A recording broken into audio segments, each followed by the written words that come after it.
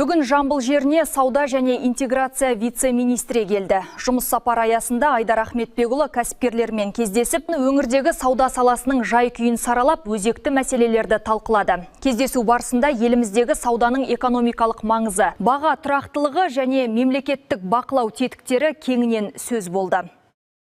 Бүгінде Қазақстанда тіркелген бизнес субъектілерінің 35% сауда саласына тиесілі. Бұл бағытта 1,6 миллион адам жұмыспен қамтылған. Ал жалпы ішкі өнімдегі үлесі 19%-ді құрап, экономикада екінші орынға шыққан. Жамбыл облысында да сауда саласы оң динамика көрсетіп отыр. Биылғы жылдың 3 айында ішкі сауда айналымы 229,3 миллиард теңгеге жетіп, жоспарлы көрсеткіштен асып түсті. Дегенмен өңірдегі республикадағы үлесі әзірге 1,4% ғана. Сондай-ақ вице-министр саладағы өзгерістерге де тоқталды. Енді әлеуметтік маңызы бар азық-түлікке 15%-дан артық үстеме қосқан кәсіпкерлерге бірден айыппұл салынады. Биылдың өзінде осындай 1500-ден астам заң бұзушылық анықталған.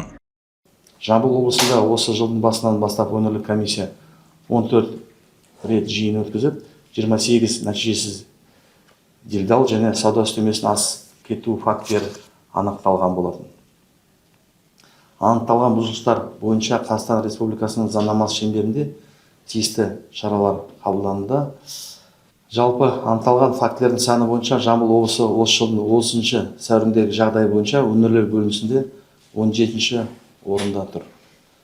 Сонымен қатар кәсіпкерлікті қолдау шаралары да жалғасуда. Былтыр Жамбыл облысында даму қоры арқылы 28 жоба қаржыландырылып, жалпы несие көлемі 3,12 миллиард теңгені құраған. Өңірде сауда инфрақұрылымын жаңғырту жұмыстары жалғасуда. Тараз қаласындағы Салтанат пен Яккасарай базарлары толық жаңартылып пайдалануға берілген, ал Жібек жолы базарындағы құрылыс жұмыстары әлі жүріп жатыр.